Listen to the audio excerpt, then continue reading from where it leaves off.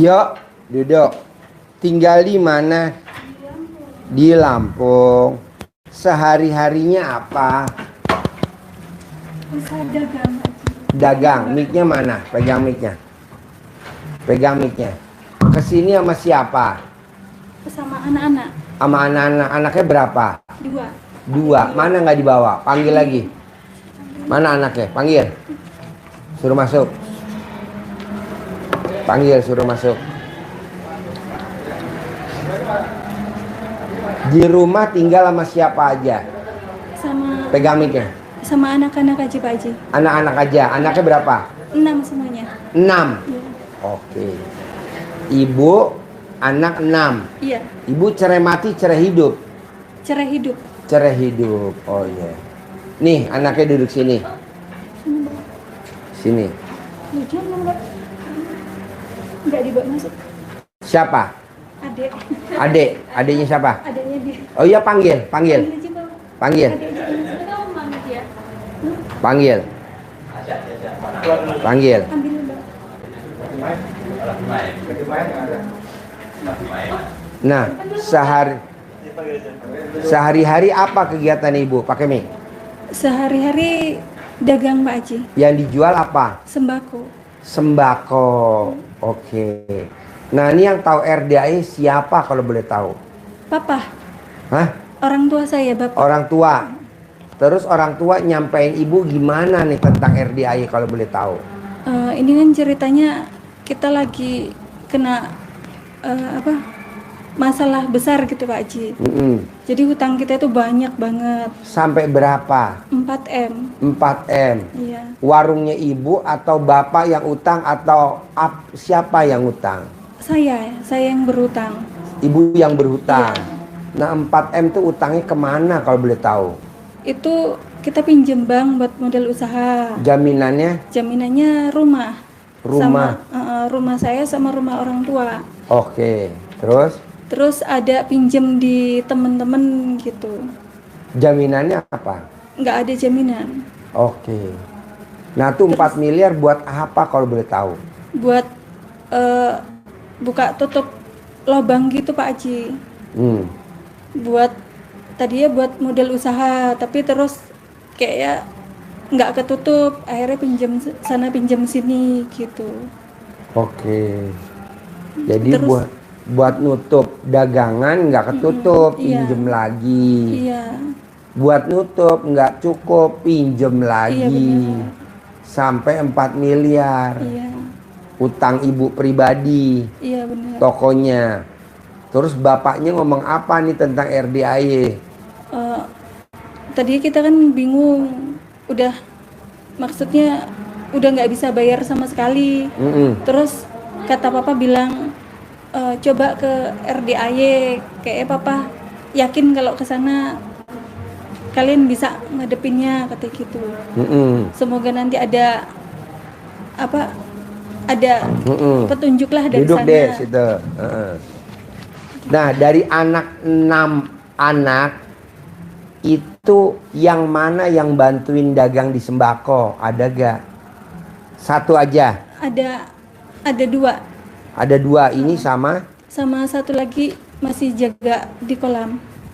Hah? Masih ikut kakeknya jaga kolam. Tadi mau saya bawa. Jaga kolam.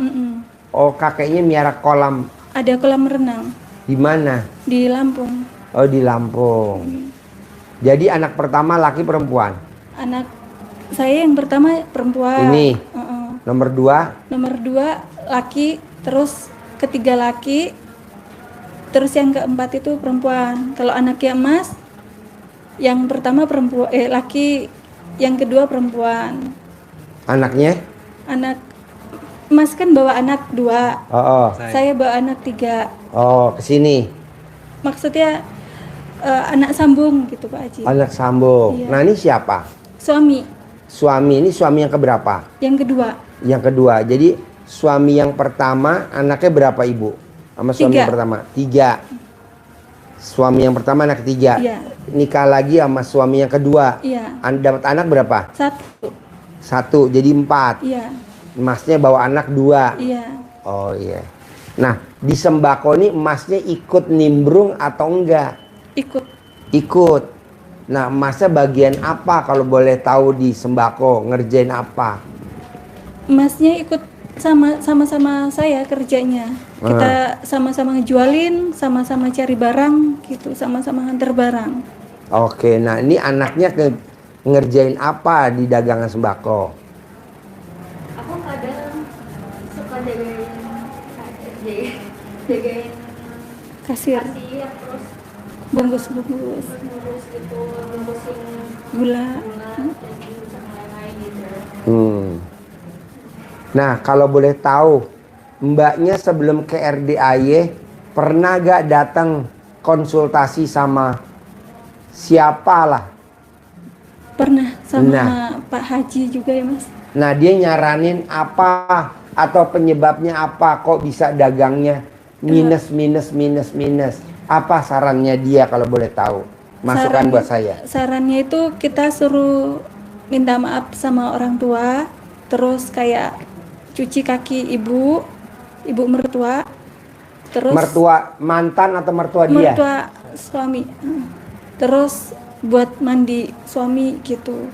Terus katanya sih ada kayak dikerjain apa gitu di toko itu. Nah, udah dikerjain belum, disaranin sama Pak Haji itu? Udah, kita siram air dari Pak Haji itu. Nah, ada perubahan nggak? Sempet ada sih Pak Haji, sempet ada perubahan, toko mulai rame lagi, tapi terus mulai sepi lagi Mas. Terus kita juga ini sering sakit-sakitan Pak Haji. Siapa yang suka sakit-sakitan? Anak. Apa keluhannya? Mimisan terus. Bisa lama mimisannya, kadang bisa sampai tiap hari saking-sakitnya. Mimisan. Obatnya apa tuh mimisan? Dibawa ke dokter katanya sih nggak ada penyakitnya. Kenapa nggak pakai daun sirih hidungnya? Belum sih. Wong Jawa.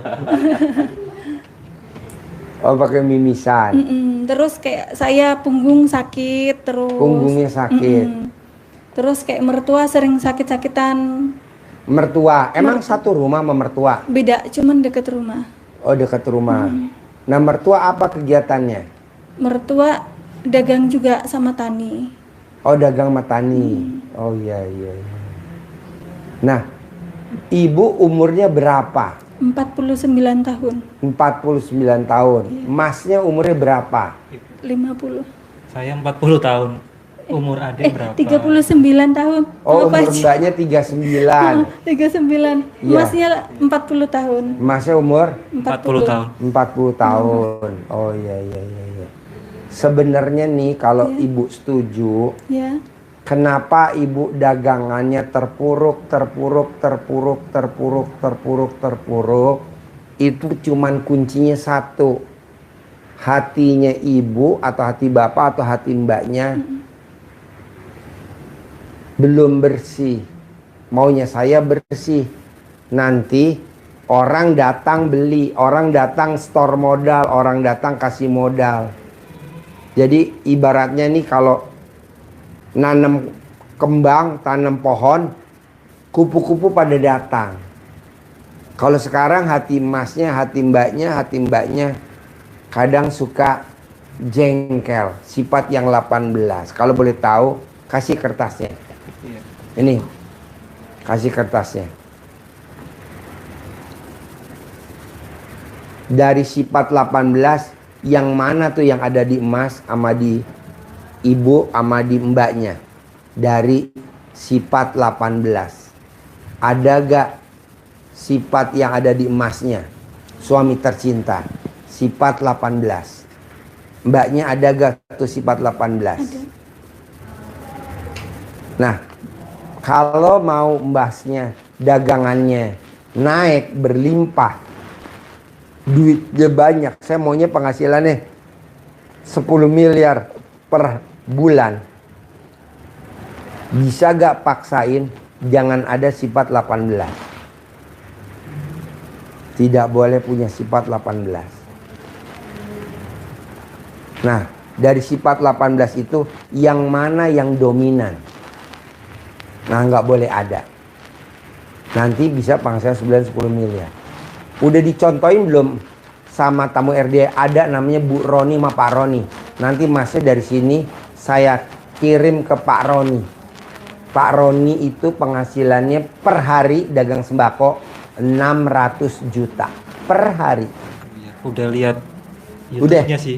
Udah lihat? Udah lihat. Iya, YouTube-nya. YouTube-nya udah? Nah, saya maunya kayak gitu. Sebulan 18 miliar. Anaknya gadis, masih bujangan anaknya. Penghasilannya per hari 150 juta. Sebelahnya dagangnya sama. Hanya cuman jaraknya 100 meter. Sama yang dijual. Tapi yang lain nggak bisa. Cuman dia aja. Nah, apa yang dipraktekin namanya Pak Roni dan Bu Roni yang diterangin sama Pak Sidi? Coba terangin, Bos. Bantu menerangkan. Jadi bisa menjadi penguat. Nanti dikirim ke Pak Roni. Iya. Oh ya. Siapin yang nganterin. Ya, jadi nanti bisa lebih memantapkan diri, lihat realitanya dulu seperti apa dan sekarang sama-sama sembako. Biasanya Pak Haji begitu, kalau sama sembako diarahkan biar tambah mantap keyakinannya, tambah pede lagi gitu ya, tambah pede. Jadi begini, kenapa kita tidak cepat terkabul hajat kita? Itu karena kita belum bikin takjub Allah. Apa yang kita lakukan ini tidak menggetarkan ars Allah, biasa-biasa saja.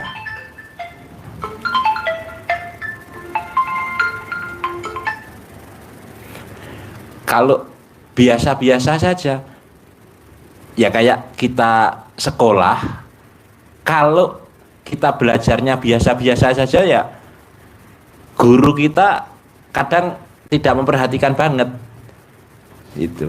Jadi yang diperhatikan oleh seorang guru pasti muridnya yang luar biasa dalam berbagai hal. Ada yang prestasinya bagus, ada yang nakalnya bagus. Gitu. Itu pasti diingat, gampang diingat gitu. Kalau nakal banget ya sudah. Artinya prestasi ditunjukkan, kemampuannya di olahraganya full, dia juara terus, pasti akan diperhatikan oleh guru. Rajinnya banget, setiap ulangan ujian hasilnya bagus, pasti diperhatikan, luar biasa gitu. Jadi kalau ada yang belanja ke toko ibu itu, kemudian ibu memberikan layanan yang luar biasa kepada pelanggan, maka ini layanan yang ekstrim. Udah Pak, biar di situ sebetulnya sederhana.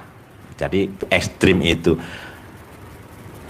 kita ngangkatkan barangnya ke mobil, natakan ke mobil, kita wadahi yang bagus. Contoh ya, biasanya ya sudah senyum aja nggak ada. Ya, ini biasa-biasa aja, beli kayak supermarket itu nggak ada komunikasi. Tapi ini walaupun kita bentuknya kayak minimarket, tapi layanannya juga tetap ada komunikasi yang baik. Itu pasti juga akan takjub juga kan pelanggan. Bahkan dengan pembelian tertentu diantar. Udah Pak, sini antar. Ini bikin takjub. Begitu juga kita ke Allah itu agar Allah takjub pada kita, ya kita harus bikin takjub Allah. Apa yang kita bikin takjub Allah? Ada dua. Yang pertama adalah dengan ibadah yang ekstrim, karena hajat kita ekstrim, maka kita lakukan pekerjaan, ibadah, amal yang tidak biasa dilakukan oleh orang lain. Orang-orang mengerjakan biasa-biasa saja, tapi kita lakukan yang luar biasa. Itu bikin takjub Allah, ibadah. Yang contoh gampang, anak kita, mbaknya, ya misal ini contoh. Biasanya kalau toko buka jam 6 misal, baru buka, kemudian langsung nunggu doang, tapi mbaknya ujuk-ujuk habis subuh sudah bersih-bersih halaman, sudah nyapu depan, ditata, dirapiin, sudah jam 6 dibuka, sudah siap, sudah tertata rapi.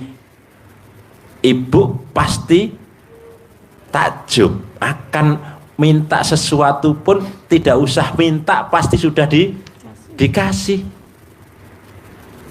Ku tahu yang kau mau. Ah, gitu. Maunya iPhone berapa 16 sih? Pro. 16 Pro yang harganya 28 juta. Nanti tanggal 11 terbit. Iya. Sekarang inden dulu.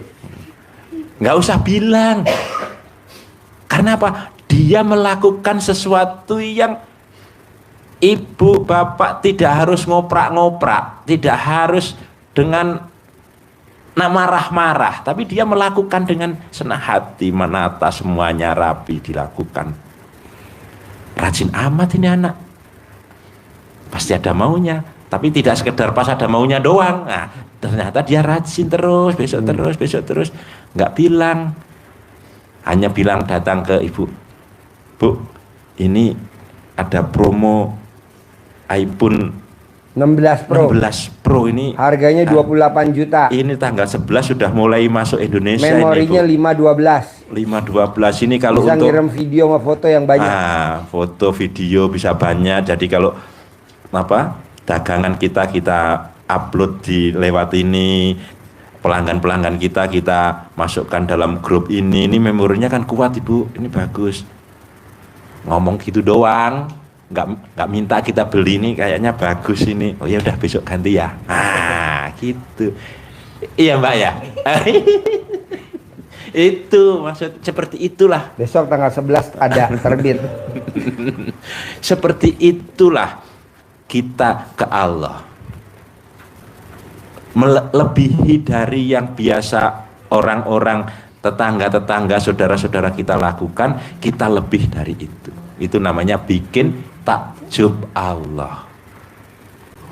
Kalau biasanya dikasih uang saku setiap harinya dia 20.000, hah? Bener?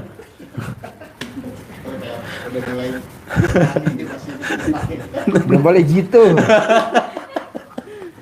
20.000. Nah, diem saja. Suatu saat ibu bapak kasih 500.000.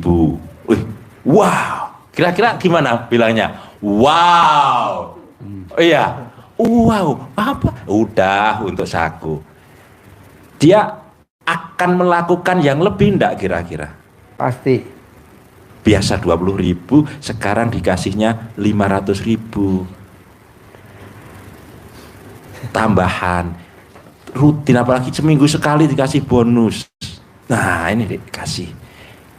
Pasti akan takjub pada bapak ibunya. Begitu juga kita, orang-orang yang sedekahnya biasanya seminggu sekali ke masjid bawa yang lumayan goceng ya, goceng lah ya, gocengan yang dimasukkan setiap Jumat.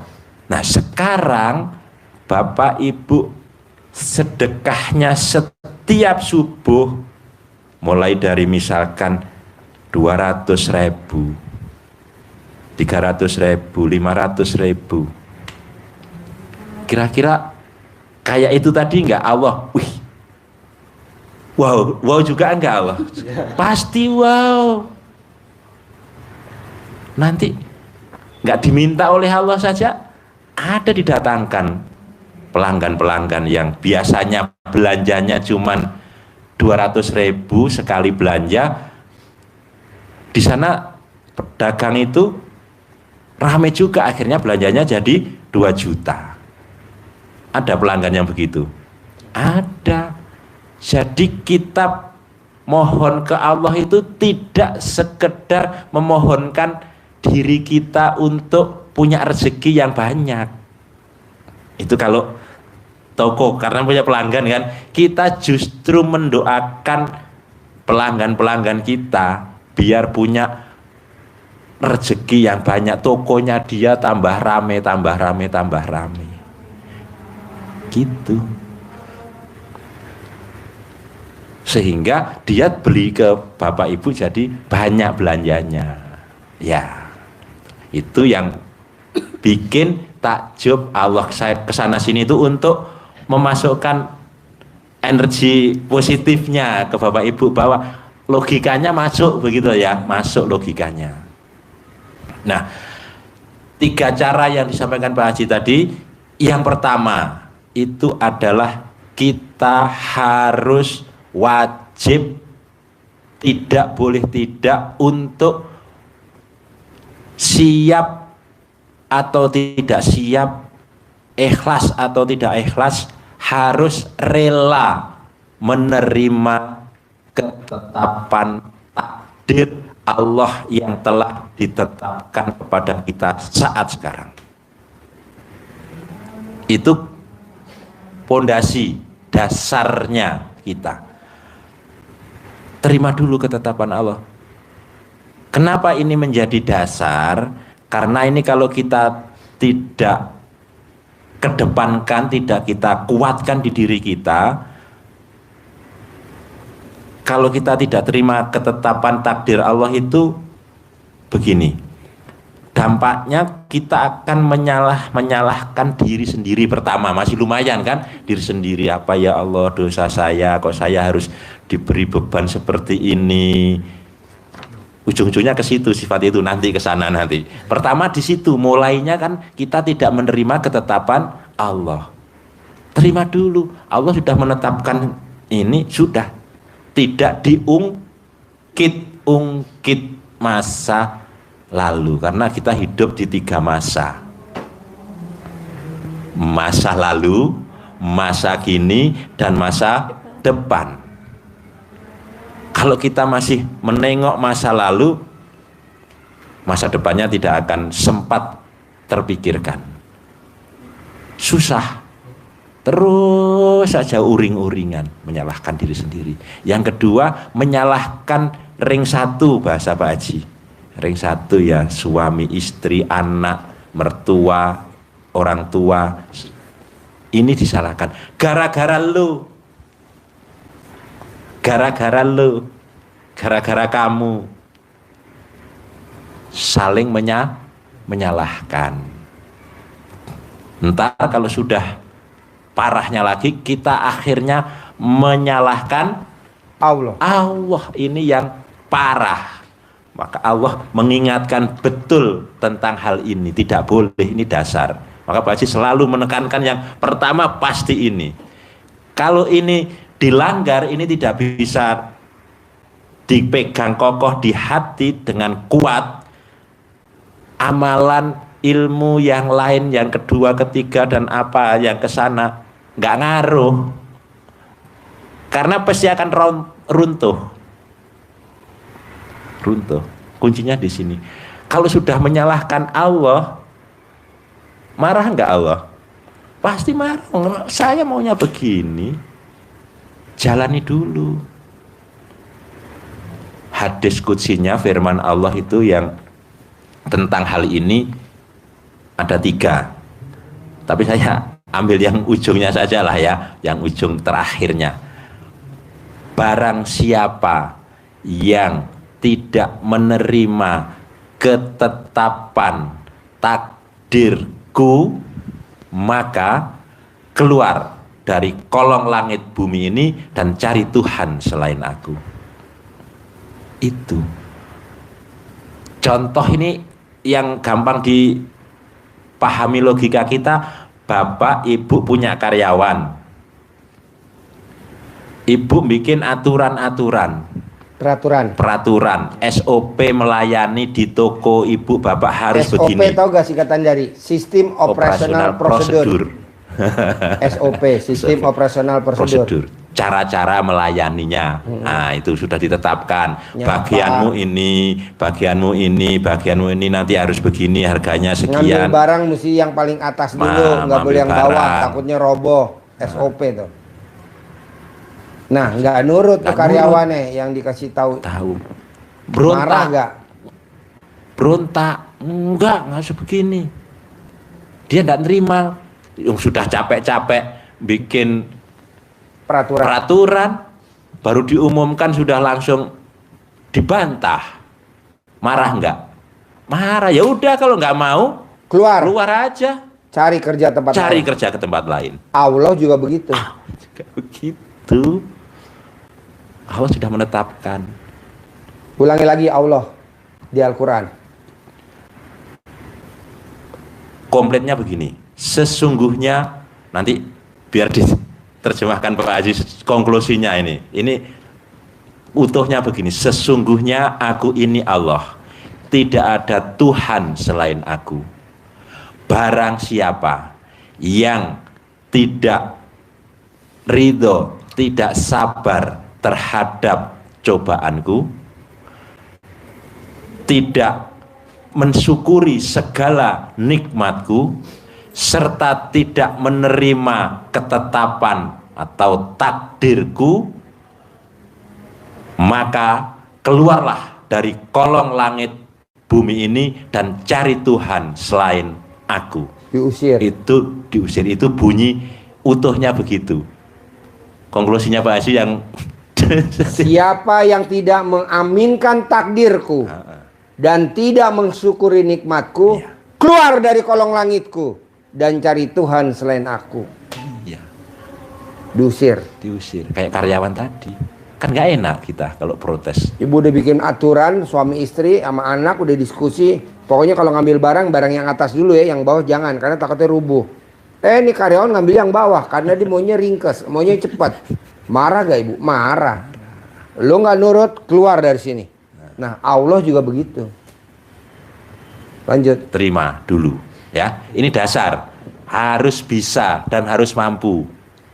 Kalau kita masih ungkit-ungkit masa lalu, karena kalau sambungan begini kan berpeluang untuk nanti Pak Haji membahas yang lebih detail lagi. Ini berpeluang untuk terjadi hal-hal yang itu. Saling punya masa lalu. Dan ini Jadi ibu riskan. nggak boleh ingat masa lalu sama si mantan. Nggak boleh. Bapak nggak boleh ingat lagi sama masa lalu si mantan, si bangsat. Nggak boleh. Jadi terima aja ini apa adanya. Telan mentah-mentah, enak gak enak ditelan, emang adanya dia. Si mantan, si bangsat biarin. Gitu. Iya. Peluangnya memang banyak gitu ya. Makanya ini ujian yang di nomor 2. Tadi satu itu, dasarnya harus kuat. Yang kedua tadi sudah disampaikan Pak Haji, jaga hati dari sifat-sifat yang busuk. Nah, ibu hatinya mesti dijaga sama bapak. Nggak boleh nasehatin anak. Nggak boleh nasehatin karyawan. Kenapa? Karena anak dan karyawan ciptaan Allah. Jadi yang merubah sifat, karakter, tabiat, sifat anak dan karyawan hanya Allah. Kenapa bapak dan ibu nggak boleh nasehatin anak? Karena anak kalau dinasehatin nurut, alhamdulillah. Kalau dia nggak nurut kan ibu jadi jengkel. Jadi sifat busuk. Bapak nasehatin karyawan nggak nurut kan bapak jadi jengkel. Jadi sifat busuk. Nah sifat busuk itu jadi bisa ngerubah semua tantangan ekonomi, semua tantangan rezeki. Lanjut. Ya, jadi di pesan ini penting sekali. Nabi bahkan mesan ke kita semua, ingat di dalam tubuh manusia itu ada segumpal daging. Apabila dia baik, maka baik seluruh tubuh. Tapi kalau dia busuk, maka rusak seluruh tubuh. Dia adalah hati. Ini ilmu yang disampaikan Pak Haji, bahwa rezeki yang mengejar kita, bukan kita yang mengejar rezeki. Salah satunya adalah dasarnya hadis ini. Kenapa demikian? Kalau hati ini kita jaga kebersihan, kejernihannya dari sifat-sifat yang busuk, berarti energi yang ada di diri kita adalah energi positif. Kita tanam taman bunga hati kita yang berbunga-bunga, berbinar-binar, senyum merkah, semerbak, sehingga energi positif mengundanglah rezeki datang ke kita.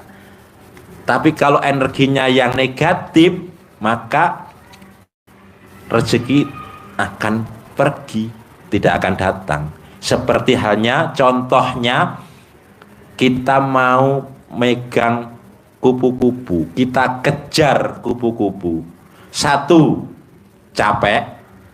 Yang kedua, butuh waktu panjang mengejar. Yang ketiga, kepegang kupu-kupunya jadi rusak. Setelah kita pegang paksa, rusak. Setelah kepegang, manfaatnya juga nanti kurang bagus.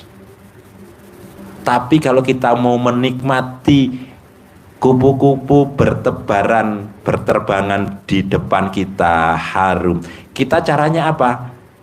Tanam bunga, bikin taman yang bagus, bunga semerbak harum, tumbuh bunga-bunganya, keluar mekar putik sarinya, sehingga kupu-kupu pada datang. Ada yang berwarna-warni, ada hijau merah yang berpelangi, ada yang kembang-kembang dan sebagainya, ada yang kecil, ada yang gede. Kita tinggal duduk manis, kupu-kupu ada datang menikmati keindahannya. Tidak harus capek-capek. Begitu juga rezeki, contohnya. Kita tanam di dalam diri kita ini sifat yang positif. Itu dasarnya satu hadis Nabi tadi. Yang kedua, kalau kita ingin rezeki kita dilipat gandakan oleh Allah, bisa. Kata Allah, mudah. Caranya bersihkan hati dari sifat yang busuk. Buktinya apa? Allah memerintahkannya untuk mohon ampun, berarti membersihkan diri, dosa-dosa dibersihkan. Di surat Nuh ayat 10, 11, 12 nanti dibukakan Mbak ya, biar tambah yakin. Bunyinya kira-kira, fakultus taghfiru rabbakum innahu kana ghafaro. Itu ayat yang ke-10. Maka mohon ampunlah kepada Tuhanmu, sesungguhnya Dia Maha Pengampun. Kita yakin Dia pasti mengampuni dosa kita, menghapus kesalahan-kesalahan kita kalau kita mau. Kita harus, godaannya ring satu itu suami. Biasa godaannya ring satu anak. Biasa godaannya ring satu. Nah, ring satu itu jengkel sama suami, itu nggak boleh. Tapi kan kadang suami saya kalau sholat subuh susah Pak Haji, biarin. Kan nanti kalau ibu bisa langsung ke Allah, kenapa harus ke suami? Jadi suami sholat subuh susah. Udah jangan dibangunin, biar aja dia tidur dulu. Ibu langsung ke Allah. Allah, gerakan hati suami saya tercinta untuk dia sholat subuh. Nanti Allah gerakin. Daripada ibu oprak-oprak dia sholat subuh kan, dia nggak nyaman, masih ngantuk. Nah itu sifat busuk. Salah satunya sifat busuk, jengkel sama suami. Atau suami kalau megang duit boros, atau suami kalau megang duit nggak dicatat. Nah ibu kan jengkel. Nah itu nggak boleh. Suami stok lama emang begitu, Bu. Suami limited edition. Suami kadaluarsa. Lanjut. Ya. Jadi apa bonusnya kalau kita mohon ampun bersihkan hati kita dari sifat-sifat yang busuk itu? Kata Allah ada 5 bonusnya. Tapi yang terpenting saat ini di benak Bapak Ibu dan Mbaknya adalah yang satu. Yang kedua, wa yumditkum bi amwal. Pasti niscaya aku akan tambah, akan aku lipat gandakan amwal, harta kalian. Jadi kita baca dari depan atau dari belakang, dibolak-balik maknanya sama. Kalau dari belakang berarti kalau mau Allah lipat gandakan harta kita, kata Allah caranya mohon ampun. Kalau dari depan, kalau kita mohon ampun kepada Allah membersihkan diri kita, maka Allah akan akan melipat gandakan harta kita. Otomatis. Mohon ampun itu bukan istighfar, bukan. Sholat tobat. Mohon ampun yang diajarkan Pak Haji tidak sekedar istighfar, astagfirullah. Bukan sekedar itu. Tapi dasarnya adalah Sholat. Surat Al-Baqarah yang sering kita baca ayatnya 45. Ya ayyuhalladzina amanu sta'inu bis-sabri was-shalah. Ya wahai orang-orang yang beriman, mohon pertolonganlah kepada Tuhanmu, pada Allah. Nah, kita mohon pertolongannya kepada orang pinter, Haji, Ustadz, Habib, ajengan. Mohon pertolongannya pada orang pinter, sehingga kita nggak salah kalau dipinterin. Nah, ya alhamdulillah kita sampaikan ini dasarnya begitu. Jadi kita mohon pertolongannya kepada Allah. Caranya bagaimana ya Allah? Tadi yang pertama tadi legowo, lapang dada, kata Allah kan gitu kan. Ini jadi dasar kita. Yang pertama Pak Haji sampaikan terima tadi berarti legowo, lepas. Yang kedua dengan sholat. Nah makanya mohon ampunnya caranya dengan sholat, tobat dari maghrib sampai isya. 18 kali sholat tobat. Lanjut. Ya, jadi sholat tobat. Sholat tobat jumlahnya itu menggugurkan sifat-sifat jelek yang tidak harus ada di dalam hati kita. Jadi itu formula yang dibikin Pak Haji luar biasa. Jadi sifat jelek itu kan banyak, ya kan, macam-macam sifat. Tapi Pak Haji merangkum sifat yang biasa ada di dalam kita, di kita yang ya gampang diingat, gampang inilah yang harus dihindarin. Formula 18, karena hebatnya formulanya Pak Haji ini, Bapak Ibu nyebut satu saja pasti nyambung semuanya itu. Iya, berkaitan. Jadi satu semuanya pasti kena. Maka kita minta Bapak Ibu kalau mau hajat terkabul, sholat tobatnya 18 itu diniatkan satu persatu.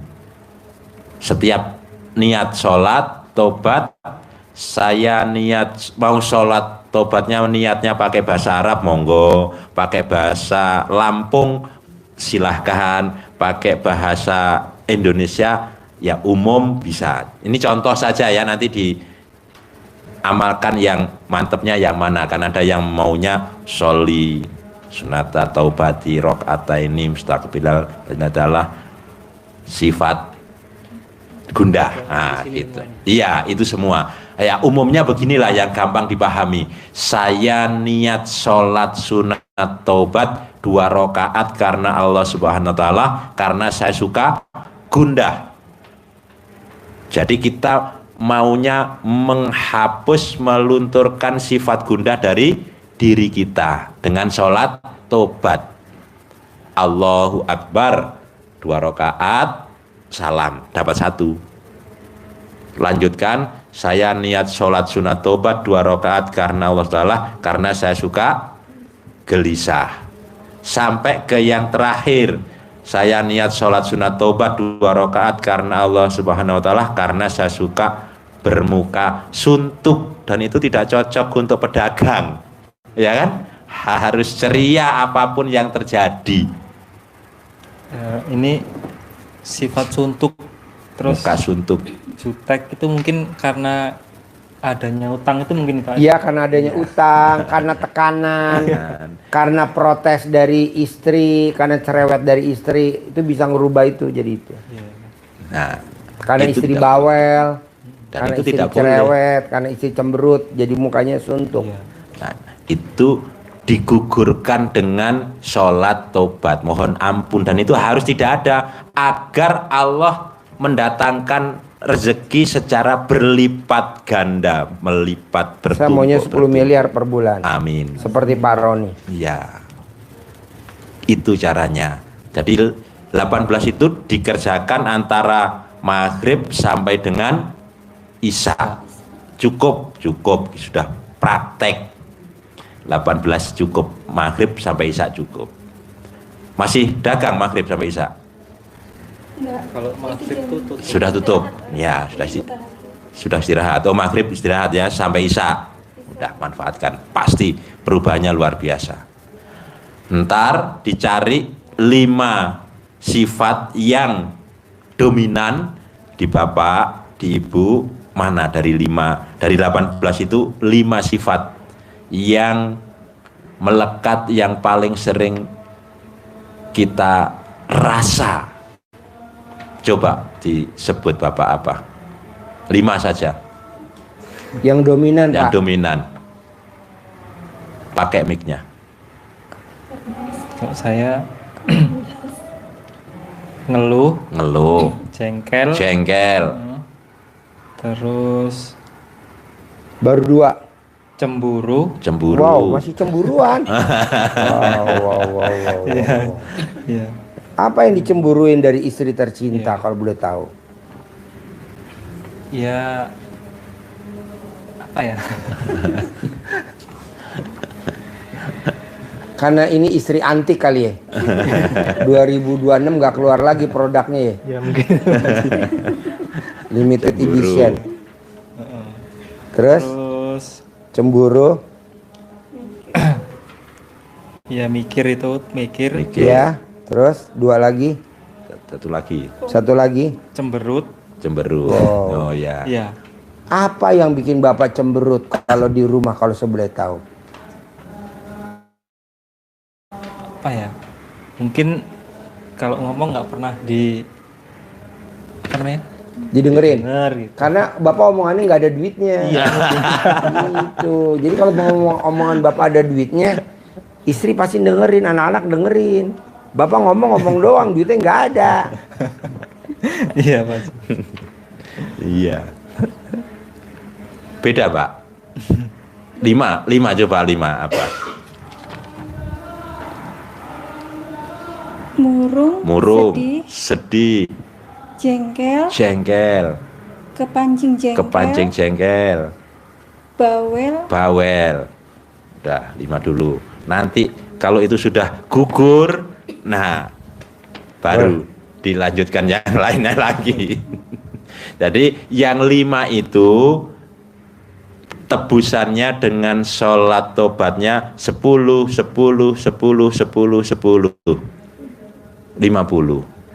Jadi dalam sehari semalam Bapak Ibu sholatnya 68 kali sholat tobatnya.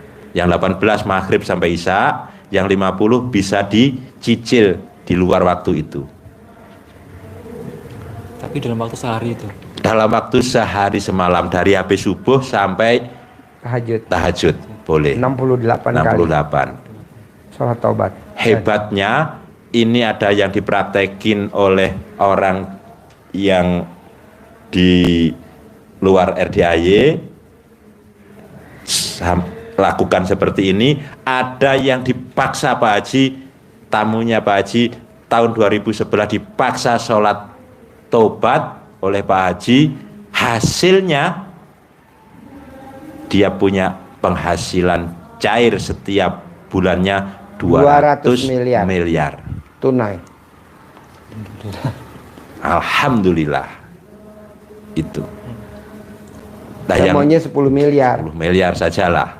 Kalau Pak Roni kan 18 miliar per bulan. Loh, yang Pak Nasrullah penulis buku Manen Rezeki itu sholatnya 57 kali Sholat sholat tobat, cairnya 21 miliar tunai. Tapi dengan hati yang bersih. Kenapa hati yang bersih itu ditekankan selalu Pak Haji? Karena Bapak Ibu Mbak, kalau hatinya tidak bersih, amal ibadah dari yang tadi kita sampaikan tadi bernilai yang luar biasa, tapi karena ada minus 5, negatif 5 ditambah ada 5 negatif. Kalau dikalikan yang positif ibadahnya nilainya 1000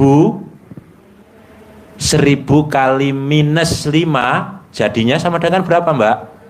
Minus 5.000.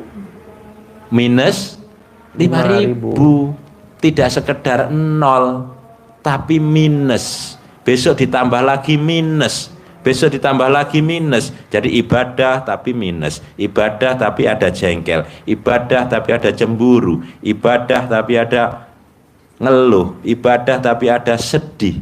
Punya motor cicilan. Punya mobil cicilan. Punya rumah cicilan. Punya dagangan tapi dagangan cicilan. Ini yang repot nih. Punya pasangan hidup, misalkan punya suami cicilan. Memang punya suami, tapi kalau diomongin nggak pernah denger kuping kanan keluar kuping kiri. Itu kalau kita mau tukar tambah gimana? Entok.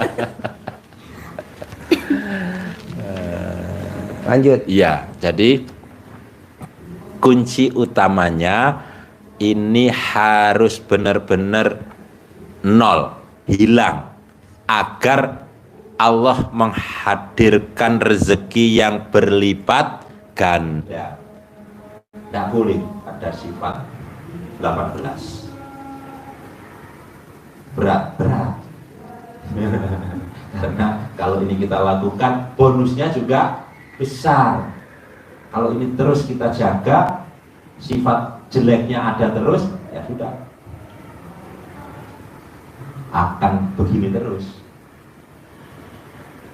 Nah, caranya gimana? Yang paling jitu untuk agar kita benar-benar terhindar dari sifat yang 18 itu, di samping kita sholat taubat, ya harus bayar denda agar kita benar-benar jerah,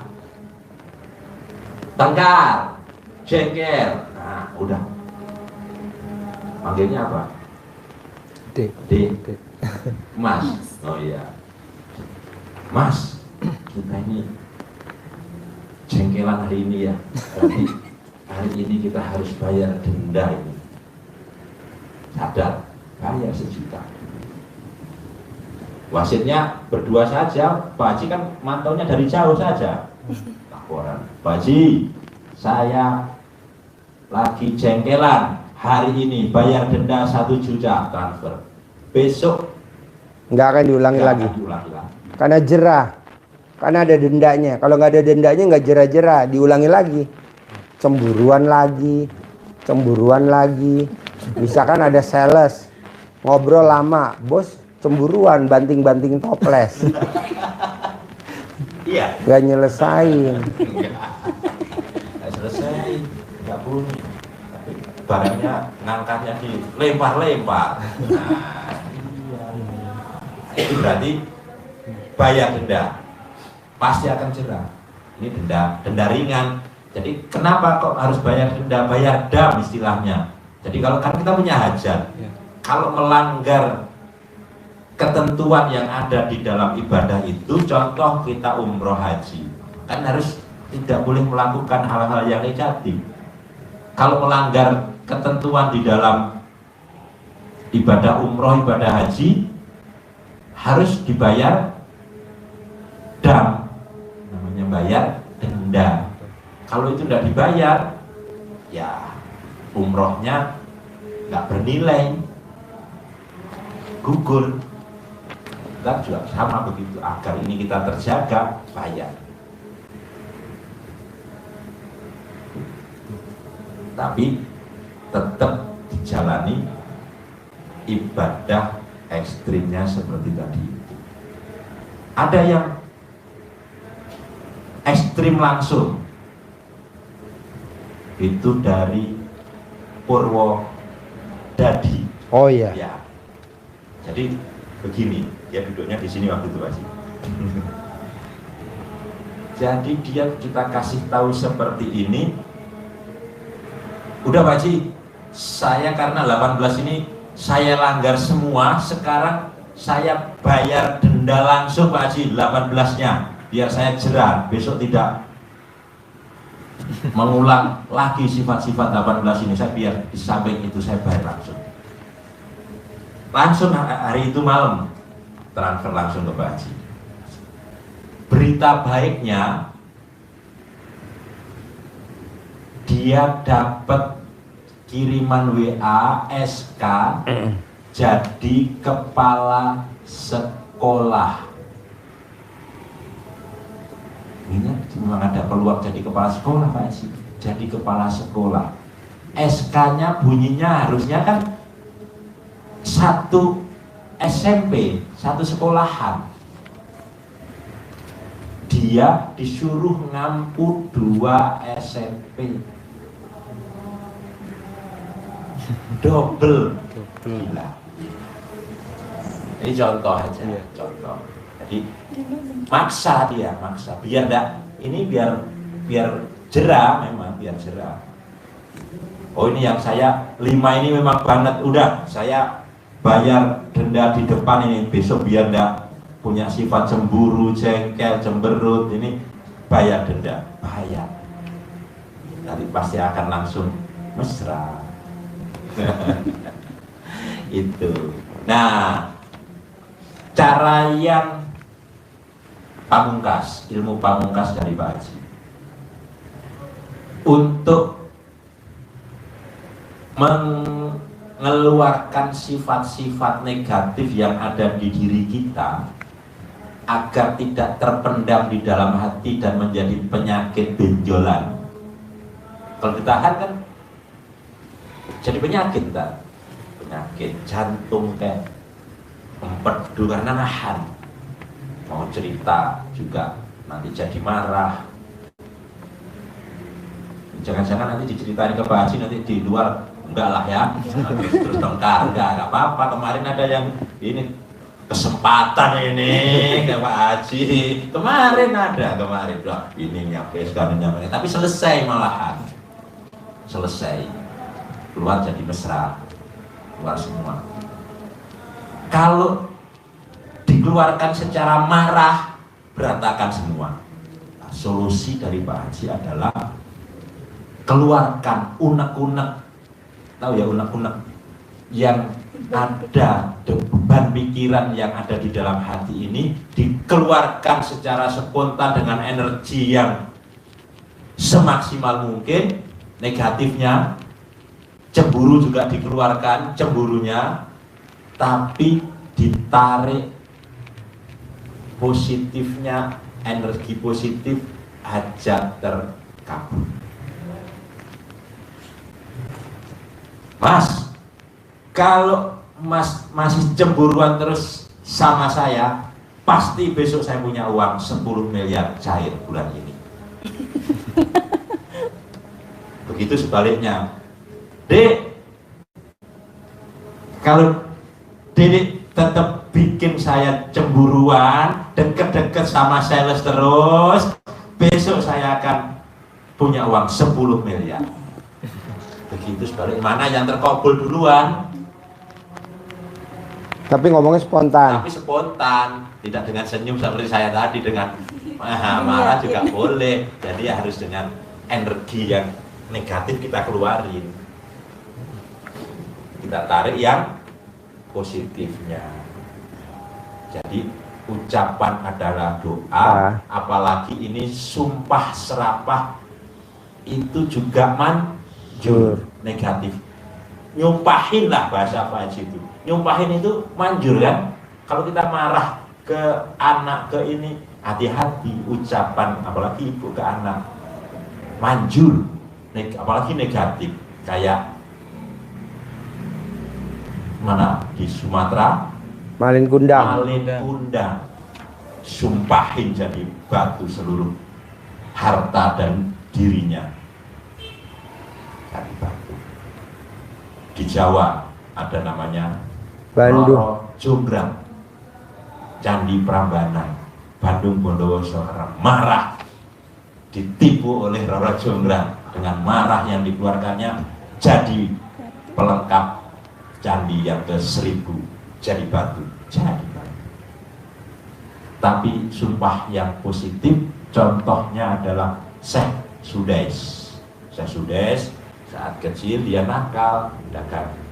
Saat ibunya terima tamu masak, datang bawa pasir, kan main-main, sirami pasir makan. Kalau itu kira-kira wah, marah, Sudes, namanya Sudes. Nakal bikin seperti ini.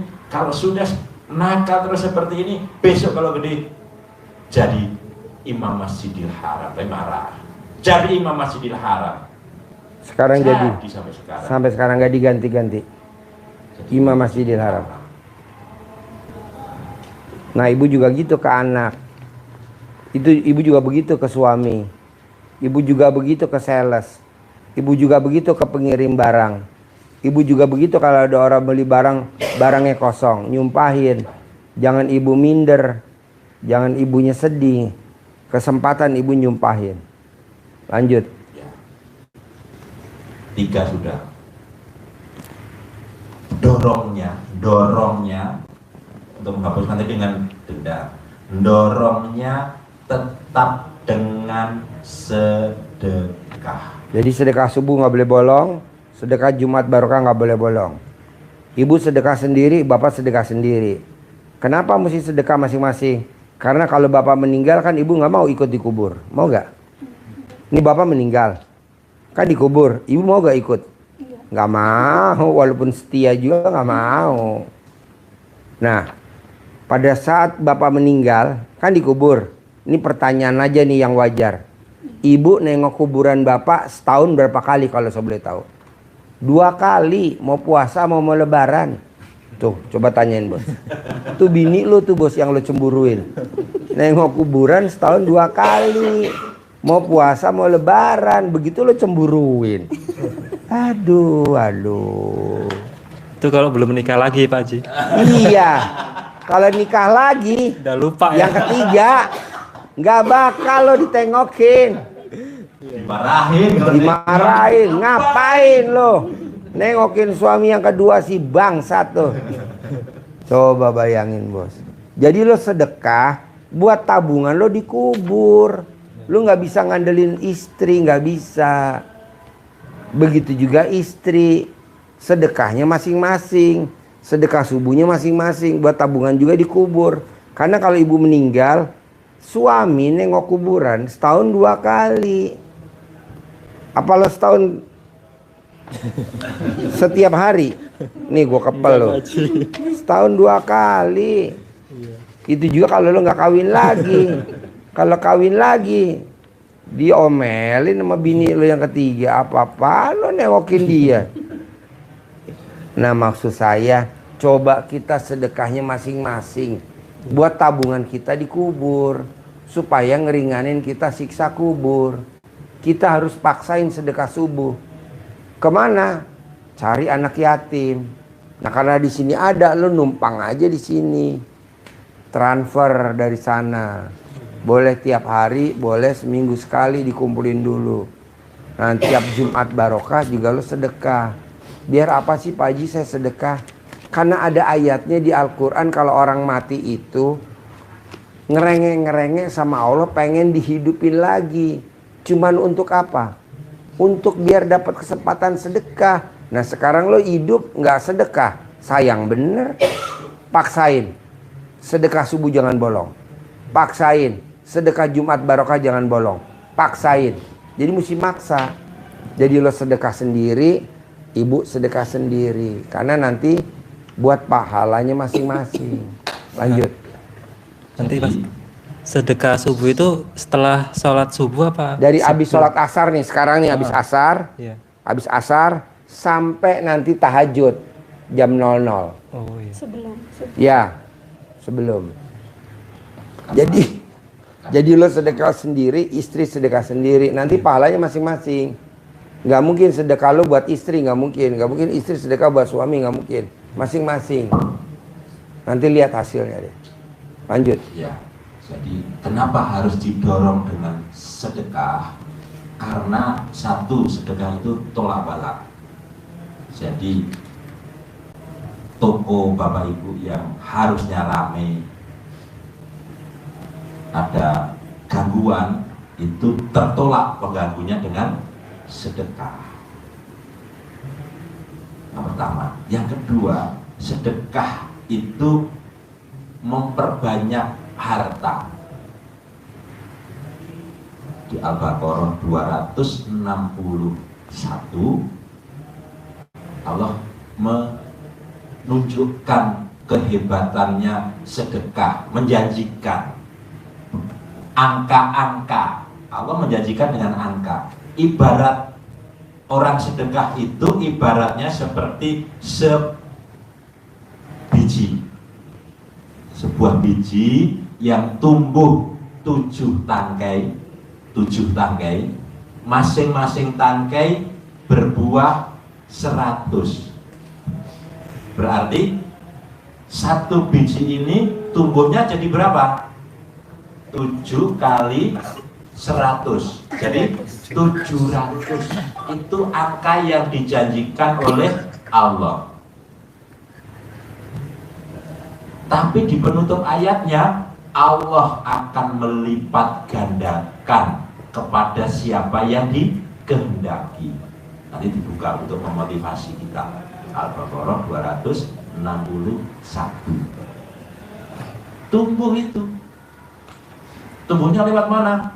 Bisa lewat rezeki dagang, lewat rezeki yang lain.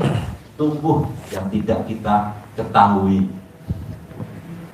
penyebab-penyebabnya. Hanya Allah yang akan tahu untuk memberikan rezeki kita lewat pintu mana Allah kehendaki. Ini yang harus didorong. Tadi itu diawali kan ibadah ekstrim sudah, dan sedekah ekstrim. Itu yang terpenting. Motivasinya di situ, motivasinya bahwa sedekah itu akan melipat gandakan harta kita. Tidak di samping manfaat fadilah yang disampaikan Pak Haji nanti di alam kubur itu pasti. Di dunia pun Allah menjanjikan seperti itu. 700 kali. Tapi jangan hitung-hitungan. Kalau hitung, kalau saya berarti sedekah 10.000 kali 700 berarti jadi berapa? 700.000. 1.000. 7 juta. 10.000 kali 700 jadi 7 juta. 7 juta. Iya. 7 juta. Jadi 7 juta. Berarti saya sedekah 7 juta Pak Haji. Kok angkanya 4, 1 katanya 7 juta. Itu yang lainnya kan di Al-Quran 261. Nah itu nanti tidak begitu. Allah dengan cara yang lain dilipat gandakan sesuai dengan kehendak Allah. Nanti Allah menghendaki dilipat gandakan 10.000 kali, 1 juta kali, Allah yang akan berikan. Tapi yang utama kita tetap harus bersyukur atas apa tadi itu. Syukur masih diberi umur panjang, kesehatan panjang, Pernikahan panjang, rezeki panjang. Nah, terakhir, Pak Haji. punya penghasilan sebulan 10 miliar. Seperti Pak Roni kan 18 miliar dia udah. Bapak 10 miliar dulu aja tahap awal. Sama ibu. Bisa, pasti bisa. Nah, dari yang 3 saya terangin tadi lewat Bapak tadi. Menerima takdir Allah. Nggak boleh punya sifat busuk yang 18. Nyumpahin untuk hajat cair 10 miliar. Kalau dipraktekin yang mana yang susah kalau saya boleh tahu? Yang 3. Ada gak yang susah? Kalau dipraktekin dalam kehidupan sehari-hari. Nggak ada, mana yang susah? Udah niat kayaknya. Ya, Harus. Kalau udah niat kayaknya ya. Udah bisa ya. Paling inilah sifat busuk lah ya, tapi paksa ya. Nih. Nggak boleh jengkelan, nggak boleh mancing jengkel, nggak boleh kepancing jengkel, nggak boleh bawel, nggak boleh cerewet. Ini pelan-pelan. Tapi harus bisa. Menerima takdir Tuhan, udah pasti dah. Nah ini nyumpahin, jadi lihat kesempatan. Ada kesempatan nyumpahin. Pak Haji kalau kita nggak ngomong positifnya, nggak ada lawannya, itu namanya grundel. Grundel sekali ngucap doang. Aduh, ini sales janjinya mau ngirim hari Senin, tapi kok dia nggak ngirim ya, ini udah hari Selasa. Itu grundel. Tapi kalau ditambahin lagi, itu jadi sumpah. Nah saya maunya ditambahin kata-kata. Pokoknya kalau sampai nih besok Rebo, dia nggak kirim, saya punya penghasilan sebulan 10 miliar. Nah itu jadi sumpah. Tapi kalau ngomong doang, itu namanya grundel. Jengkel. Ngeluh. Nggak mau. Buat apa? Itu udah kebiasaan kita. Kenapa diulang-ulang sampai hari ini? Saya nggak mau grundel. Grundel itu udah kebiasaan kita. Dari gadis sampai punya anak 4. Mosok nggak ada perubahan, nggak mau saya, harus ada. Lanjut. Kalau berkaitan dengan toko yang ini itu, ya sabda Pak Haji itu tadi, dengan sholat tobat semuanya akan gugur. Tapi kalau mau ngamalkan, praktekin ilmu kearifan lokal, ya ada, boleh kearifan lokal untuk toko biar tidak diganggu oleh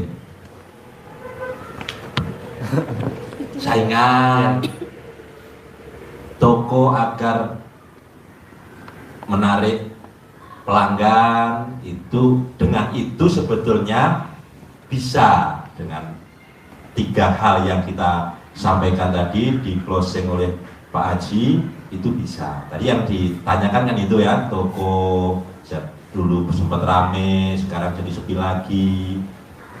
Nah, terus ada sakit-sakitan dan sebagainya. Penangkalnya biar penutupnya nanti Pak Haji sampaikan.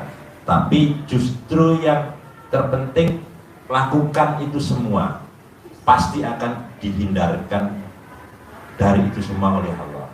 Terus yang 5 tadi Pak Haji, itu praktekin pada waktu bangun tidur dan ucapan yang selalu tadi, selalu bersyukur. Terima kasih ya Allah, alhamdulillah saya, suami saya, istri, anak dan keluarga besar saya diberikan umur panjang, kesehatan panjang, pernikahan panjang, rezeki panjang, dan punya pendapatan sebulan 10 miliar. Itu menjadi afirmasi, menjadi apa ya? Afirmasi itu sugesti dan ungkapan syukur kita kepada Allah yang harus selalu kita sampaikan. Karena ucapan adalah doa. Gitu. Gimik-gimiknya Pak Haji. Gimik-gimiknya ya kalau mbaknya setuju sama masnya, cebok alat kelaminnya, air cebokannya buat nyiramin depan toko, biar nanti kalau ada yang jahat pengen ngambil pelanggan kita lewat. Nanti ambil cara dalam masnya bekas pakai atau cara dalam mbaknya bekas pakai, dilapin di estalase, dilapin gitu. Nanti kalau ada yang jahat, yang nakalin, nanti pakai celana dalam mbaknya bekas pakai atau masnya ikat di atas pintu supaya kalau ada orang jahat dia keluar begitu. Nanti dikasih, coba lihat Ini untuk panggil pelanggan. gimmick. Gimik-gimiknya buat panggil pelanggan. Memang agak jorok tapi lucu, tapi manjur. Coba baca tuh yang atas.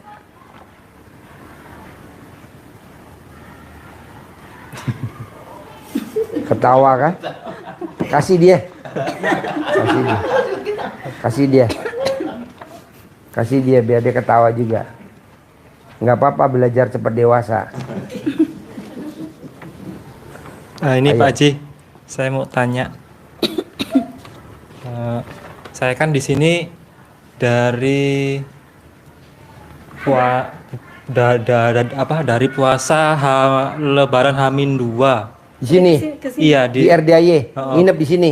enggak ke sini sudah 3 kali ini. 3 Oh. kali. Nah, terus selama Yang ini pertama ketemu saya. enggak.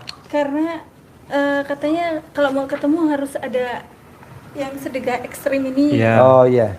Jadi kita ngumpulin dana dulu. Hmm. Dibantu sama papa itu kan ngumpulinnya. Karena Oh. papa pingin banget kita ketemu Pak Haji. Oh iya. Jadi sama papa tunggu hasil dari kolam ya, kata papa gitu. Jadi jangan pulang dulu. Kita nginep di Pertamina, nginep di jalan gitu. Nginep di mana? Pertamina. Oh, pom bensin. Pom bensin di mobil lah pokoknya.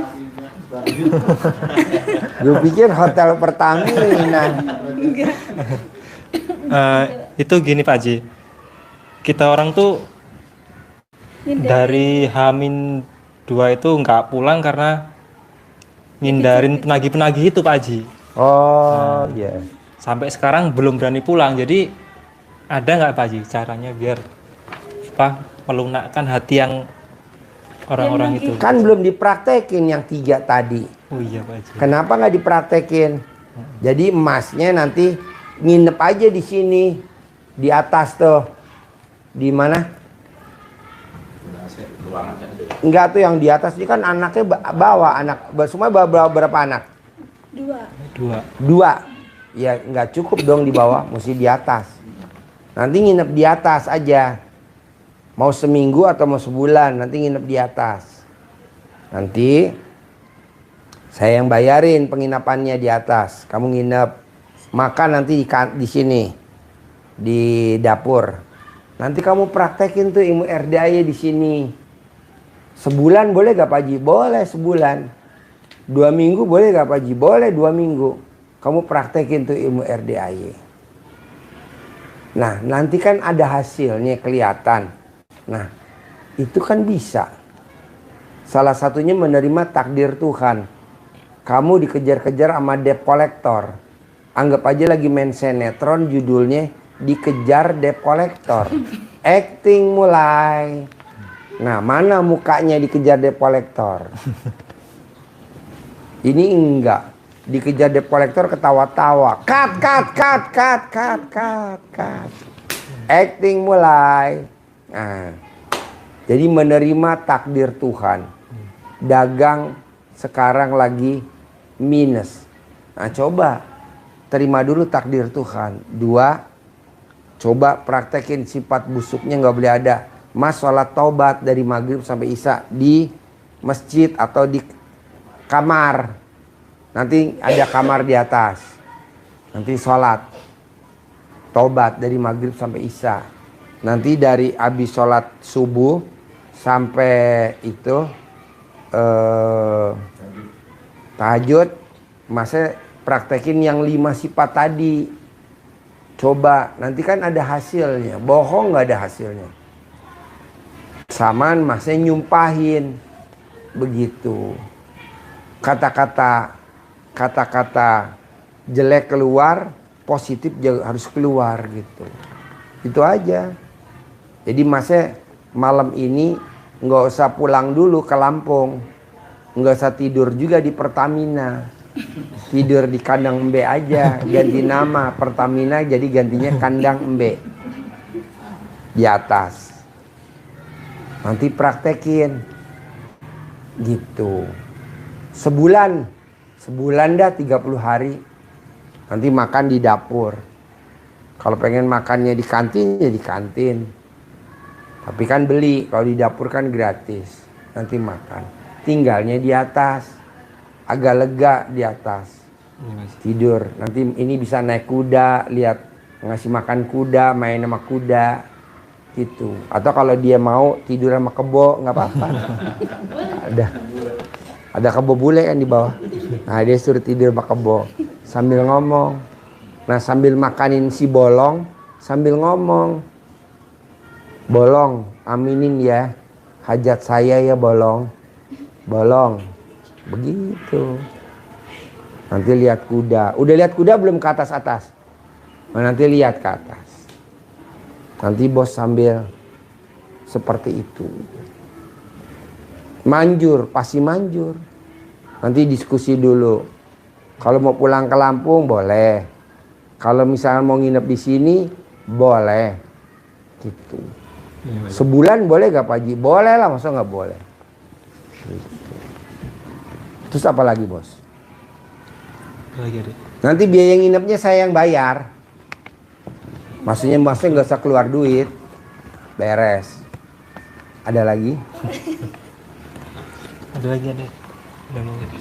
Dulu nanti. Diskusi dulu. Nanti kamu ke tempatnya Roni dulu. Dari sekarang nih nanti kamu ke tempat Roni dulu. Nanti dari tempat Roni kamu kalau mau nginep di sini nanti pesan di sini. Pak Haji boleh gak saya nginep tempatnya Roni? Boleh lah. Nanti kamu bilang Pak Roni saya suruh Pak Haji nginep di sini semalam. Boleh sambil lihat apa kegiatannya dia. Dagangannya dia gimana? Boleh. Atau kamu nginep di sini, kamu lihat Pak Roni. Pak Roni bisa 18 miliar sebulan. Masa kamu enggak? Sama kok yang dijual. Anaknya sama kok. Gitu. Terus apa lagi bos? Kamu mau nginep seminggu boleh, 2 minggu boleh, 3 minggu boleh, sebulan pun boleh.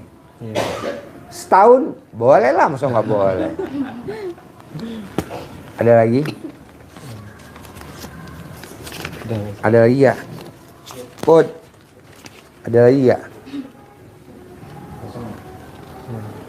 Ada lagi ya? Boleh, ayo. Pertanyaannya apa? Boleh. Nanyanya apa? Ini kan yang nagih itu galak-galak Pak Haji. Iya. Sampai orang tua didatengin terus, mertua didatengin terus. Itu ada doanya nggak Pak Haji? Ada, nanti nama-namanya dibungkus pakai celana dalam. Nanti kan semuanya masuk UGD.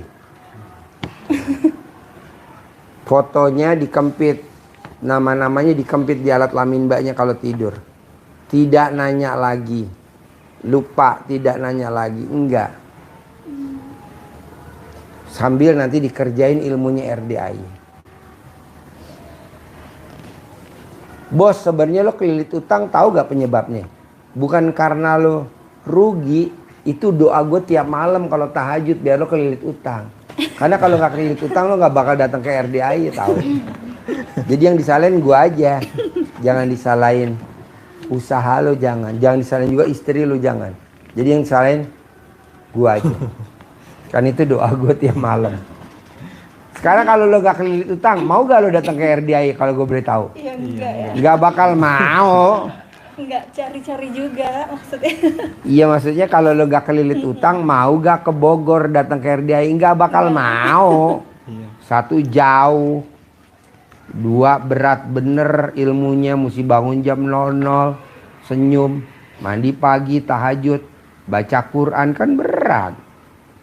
Nah ini enggak. Terus apa lagi bos? Udah semua deh. Pak Haji kalau saya di sini berarti saya mesti sholat tahajud. Iya betul.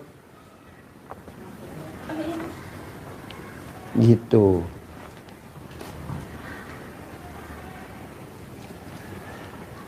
Nah nanti bos kesini kan pakai mobil.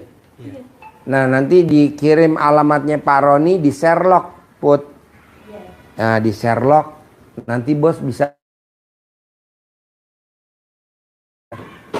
di Parung, deket kok dari sini, paling setengah jam. Kalau macet ya 1 jam. Ada alamatnya lengkap. Nanti assalamualaikum Pak Roni, saya dari Lampung.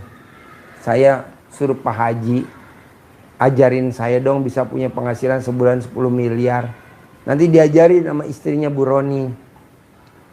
Nanti dari sana mbaknya kemari. Nanti kalau mau nginep kabarin saya. Mau berapa lama biar kita siapin penginapannya di atas. Nanti nginep. Manjur gak? Manjur. Praktekin. Gitu. Ada lagi? Nanti tanya nomor teleponnya, Put, dikasih tahu. Udah dikirim. Nah, coba nanti dibuka HP-nya ya. Dikirim. Ini ilmu memanggil pelanggan ini, Ya. kerjainnya ini pas waktu apa nih Pak Haji? Bebas, pagi, siang, sore, malam boleh. Boleh. Ini pas waktu di toko ya Pak Haji. Boleh, iya.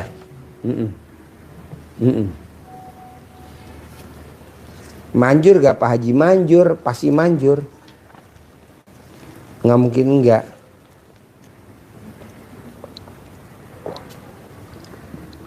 Saya mau Bapak punya penghasilan minimal 10 miliar, harus pulang dari sini. Saya mau utangnya pasti lunas kayak Pak Roni. Tanya Pak Roni utangnya berapa? 6 miliar. 2 miliar kartu kredit, 2 miliar rentenir, 2 miliar bank. 6 miliar. Bapak cuma 4 miliar, berarti kan di banyak Pak Roni. Masa nggak bisa? Ajarin saya dong Pak Roni, nanti diajarin. Tuh udah nyampe. Udah dikirim. Udah. Sherlock sama alamatnya, ya. Nanti Bapak ke sana. Put, ambilin duit saya 500.000 buat beli bensin. Nanti saya kasih duit 500.000 buat beli bensin. Buat makan ke Pak Roni. Makan, beli bensin. Ngerepotin ini Pak Haji. Hah? Jadi ngerepotin. Emang lo ngerepotin gue? Kan kelihatan muka lo muka repot. Muka lo muka repot. Saudara bukan, temen bukan, tetangga bukan. Ngasih sangu 500.000. Nah, nanti lo nginep di sini. Mumpung masih sore, lo datang ke sono. Sini, 500.000. Jadi nanti lo beli bensin. Nanti kalau lo lapar, cari pecel lele, cari pecel ayam, lo makan dulu biar kenyang. Cukup gak Pak Haji? Cukup. Kalau nggak cukup lo gue santet. Gue tukang santet. Nih pegang 500.000. Makasih Pak Haji. Ya, buat bensin, buat makan. Nanti dari Pak Roni lo kesini lagi. Mau nginep berapa malam? Sebulan boleh gak Pak Haji? Untuk praktekin ilmu RDI. Kalau malam saya tahajud sama anak yatim, boleh. Besok malam Jumat lo datang kemari, ada testimoni yang praktekin ilmu RDI seminggu cair. Besok malam Minggu dari maghrib sampai isya ada yang testimoni di sini. Dia praktekin ilmu RDI baru seminggu cair 1 miliar. Ada yang cair 2 miliar, ada cair 3 miliar. Nah lo besok datang dengerin. Dan lo praktekin. Makanya lo tinggal di sini. Seminggu. Seminggu dari kapan? Seminggu dari malam Jumat kemarin ya. Kan besok malam Jumat testimoninya. Seminggu di atas. Nanti lo dengerin. Nggak bayar, free. Nggak bayar. Tiap malam lo tahajud. Lo praktekin. Harus cair. Jadi besok hari Kamis malam Jumat abis maghrib sampai jam 9 malam, jam 10 malam ada testimoni yang baru seminggu meraktekin ilmu RDI cair 1 miliar, cair 2 miliar, cair 3 miliar. Nah lo praktekin tuh tamu-tamu RDI. Boleh gak empat-empatnya masuk? Boleh. Masa gak boleh? Boleh. Dengerin. Atau bertiga aja masuk, yang ini main kuda? Boleh. Bebas. Lihat kuda. Yang masuk bertiga. Nginep sebulan boleh gak Pak Haji? Boleh. Maksudnya gak boleh? nginep sebulan, boleh. Jadi tiap malam lo tahajud, menghindari debt collector sambil meraktekin ilmu RDAY. Sekarang lo ke rumah Pak Roni dulu. Besok lo ketemu gue. Apa ilmu dari Pak Roni ada gak? Ada, ya udah lo praktekin. Bisa? Terkabul? Ya, sekarang ke Pak Roni udah di Sherlock ya. Tadi alamatnya ya lengkap ya. Makan dulu boleh gak Pak Haji? Boleh, kan ada pecel lele, pecel ayam, nasi padang. Makan. Cukup, oke? Terkabul ya. Sip. Cair 10 miliar. Cair ya 10 miliar ya. Bos, cair ya bos, 10 miliar ya bos. Dek, cair ya dek. Oke, boleh.